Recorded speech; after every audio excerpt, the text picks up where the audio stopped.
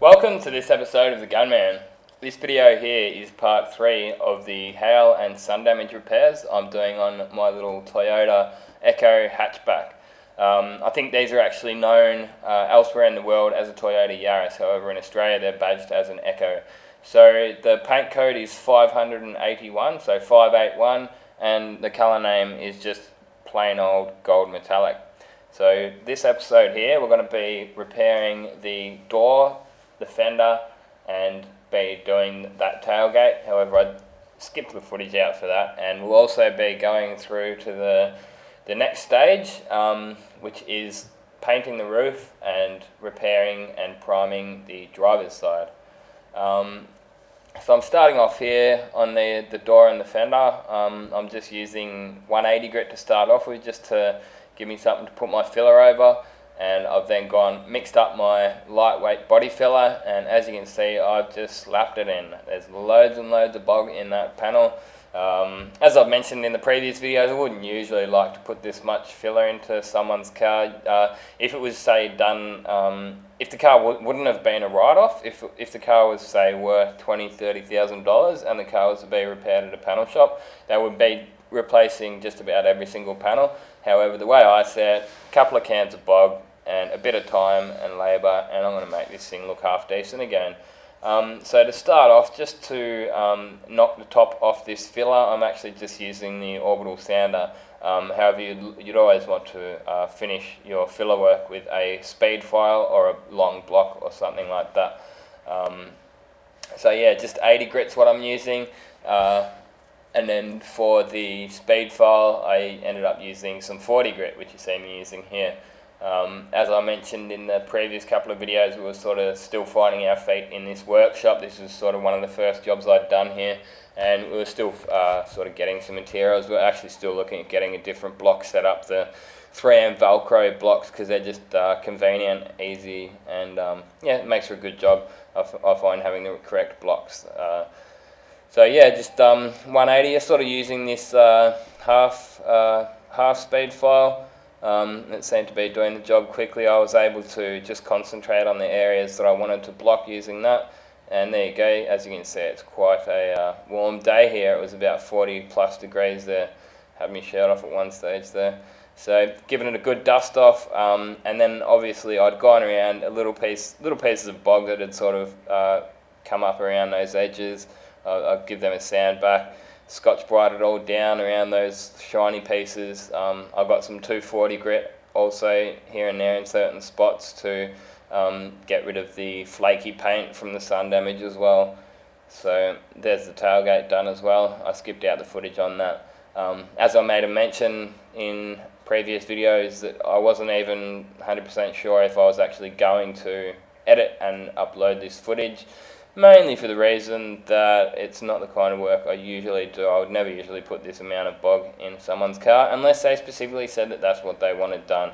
But to be honest, my labour is probably more expensive than to replace those panels. However, I'm not paying myself for labour obviously, and we sort of didn't have any work, so that's the way I sort of justified doing this job. It's a bit of something to do for me. So there you go, you can see next step here, we've got it in the booth, masked it all up. I'm not going to give you too much footage of the priming on this stage here, because I actually did a review and demonstration on this spray gun here, which is the Air Gunza AZ3 HTE2 1.8mm. So I did a review and demo on that, and I made a mention to see if you guys would like to see the rest of this job being done, and you guys said you wanted it done. That's actually why I'm editing it. So yeah, if you haven't already seen that, just go check through my videos. It's in a playlist on my channel, so you can go to view my YouTube channel, check my playlist. I've actually got a playlist just with spray gun reviews, and this that's one of them if you'd like to see the rest of the primer work on that. Okay, so the work that I've done that you've just seen me do, I left that overnight. So I primed the tailgate, left-hand front door, left-hand front guard, drove it home that night, come in. This is the following day, and what we're going to tackle today is the driver's side. And I'm gonna it ended up that this, like, the way I did this job was I tackled the worst parts first. So I did the roof and the bonnet, they were the worst, and then I did the passenger side. That was pretty hammered too, as you just saw. And next I decided to finish it off with the driver's side. I had a little bit more time because it really wasn't that much work involved, as you can see, just those little bits of filler work there. And now I'm doing the roof as well, just the paintwork on it. So you can see I've gone around and nipped up all the pinholes prior to sanding it. I find that's the best way of doing it. I used to always sand it down, then look for your pinholes, then fill it, but it ends up that you can actually end up with highs and lows and sanding your primer too much and stuff like that. So I do recommend looking for your pinholes first. It's another reason I don't like to guide coat while they're still in the booth. Some of the old school guys, they leave the primer jobs masked up, then guide coat them, and then you'll come in the next day and you can't see pinholes because it's got a coat of acrylic black sprayed over it for a guide coat. But yeah, I found this way is a much better way of doing it.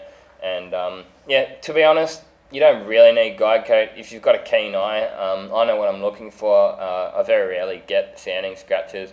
And as far as ripples and stuff like that, you can use some wax and grease remover, spray that over the panel, and that will give you a wet effect, so you can actually wet check your panel for ripples and stuff like that. So as you see, I'm just orbital sanding this. I'm really not getting overly fussed with it. I probably spent 3 or 4 days on that roof in the body filler repairs, just blocking and blocking and blocking, like had the long speed file on it, sanding and sanding and sanding and sanding. Yeah, I just at the point where, you know what, hard pad, orbital sander, that's all it's getting. Just quick sand down with 240 first, so something that's going to bite right into it and knock it down, because there's a good 4 coats of primer on there. And once I'd done the 240 on the orbital, went around all the edges with another piece of 240 to get rid of all the big thick primer edges from where I'd primed it up, and then gone over the top of those 240 edges with some 400 grit just on one of those soft pads that you guys see me using. So here's me going over those big thick edges there.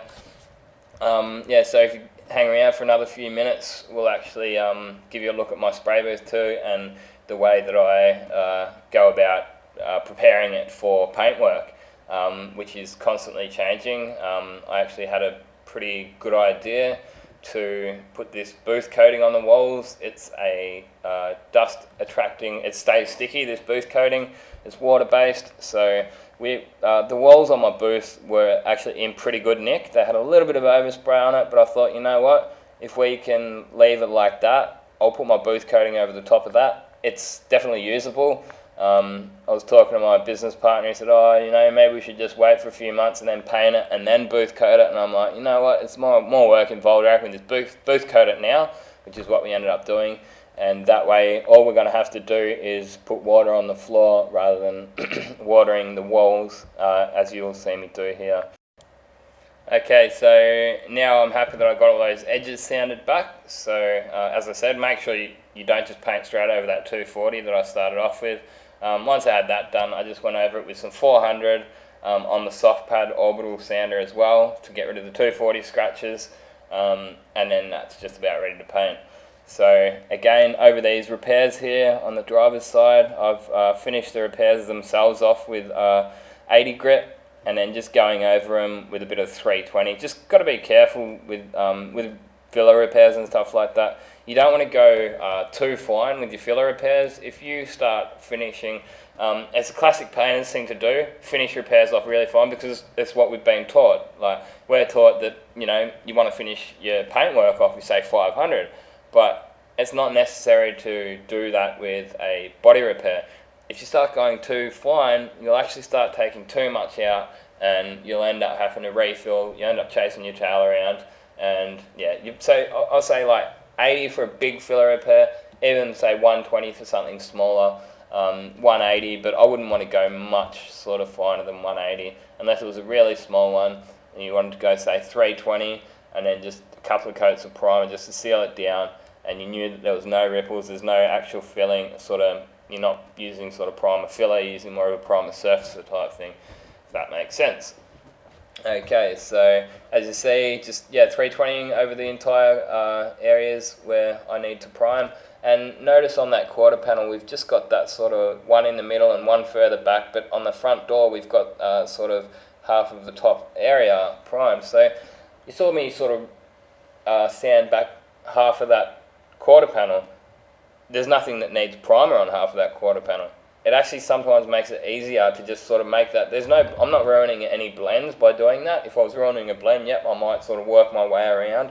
But doing that way, you'll see in the booth, it actually makes it easier to mask, and any overspray that lands on that already sanded paint is going to stick to it. So sometimes stuff like that can just make your job easier. Apprentices get sort of lost when doing putty up sometimes. I was the same, everyone's like that. But bit of guidance and get them on the right train of thought. So as you see there's down in that section just there sort of didn't really need to be sanded, as far as it didn't need primer, it doesn't need sanding, but it did make the job easier to mask, easier to prime. You're not working around masking edges. So this is a booth here.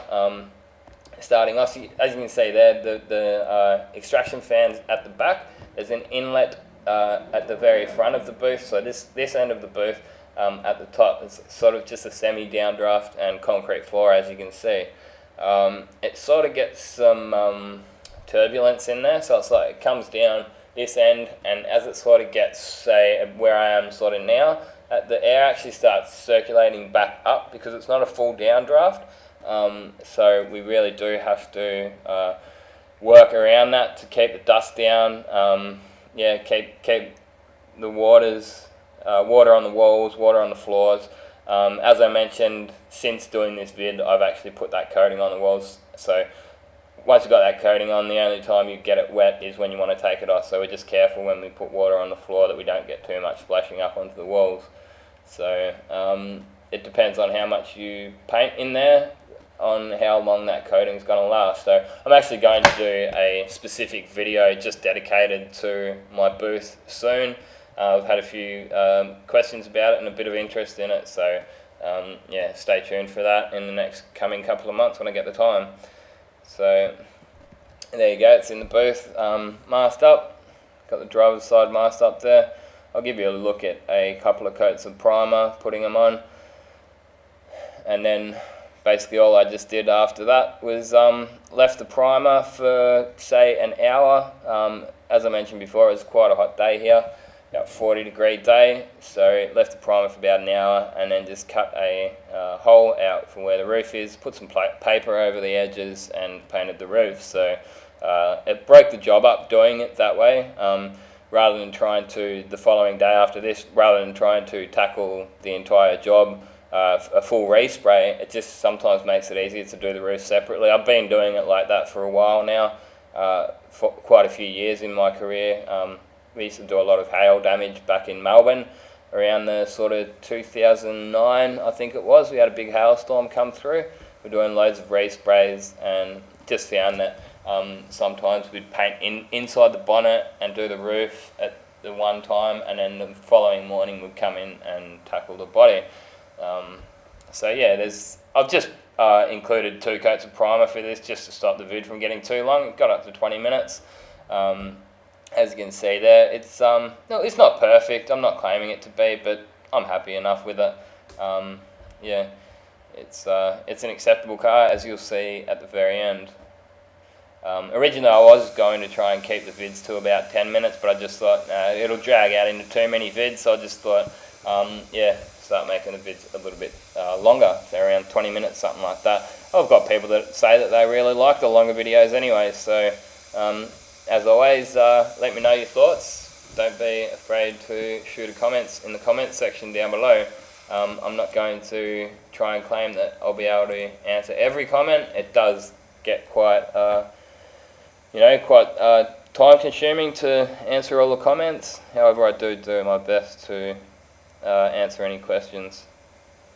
So, pretty nice colour this. It's really nice out in the sun. The metallic stands up real nice. I'm using DuPont 6000, DuPont Centauri 6000 range, which has actually been renamed to Chromax. I hear DuPont have sold their paint range, or something like that. They're always getting sold. They own so many different companies, and it just got renamed to Chromax recently. So I'm actually looking at getting one of these DuPont or Chromax systems in. I like it. It lays down quite nice, covers quite well, and it's pretty cost efficient too.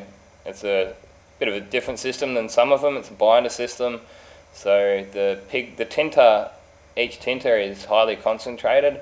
You might only end up putting, say, 30 mils into 200 mils of your tinters, and then you'll fill the remaining 170 mils up with binder.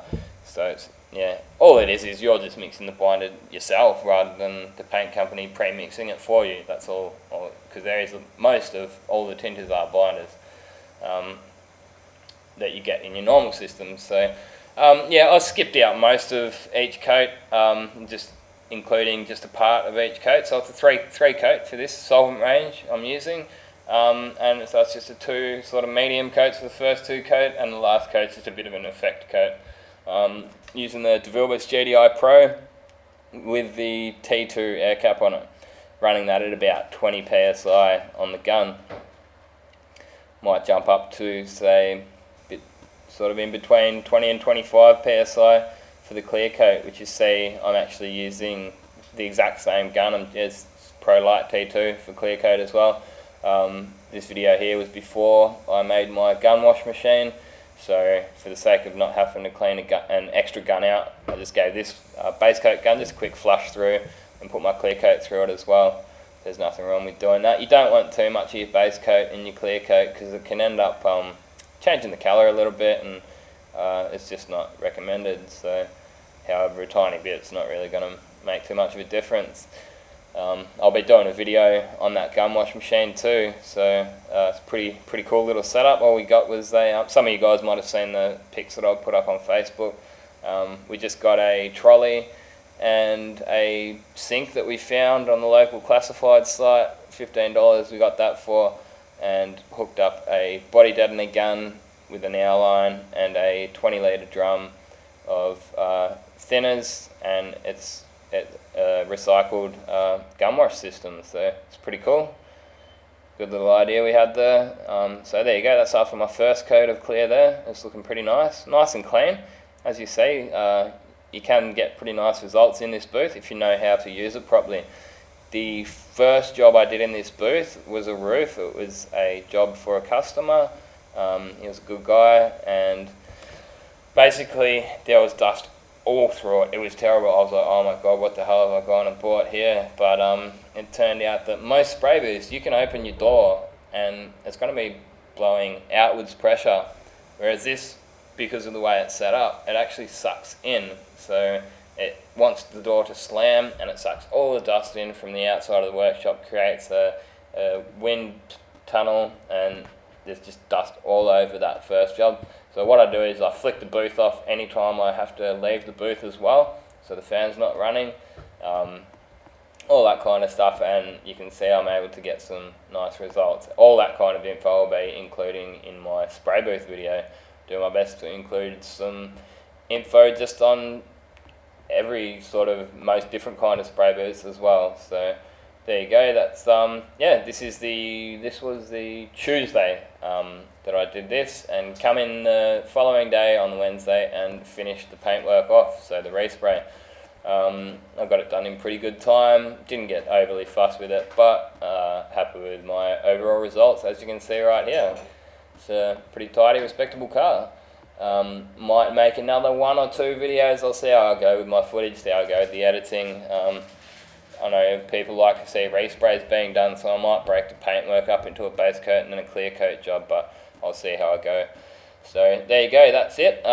Make sure you give it a big thumbs up. I've been told that thumbs up help me in my videos in search results, so don't be afraid to hit that thumbs up for us. There's a couple of vids here. If you're a beginner, there's a video here that's absolutely perfect for beginners, the one on the right there. There's also another gun review on the left. View my channel. Otherwise, thanks for watching, and this has been another Gunman production. Goodbye.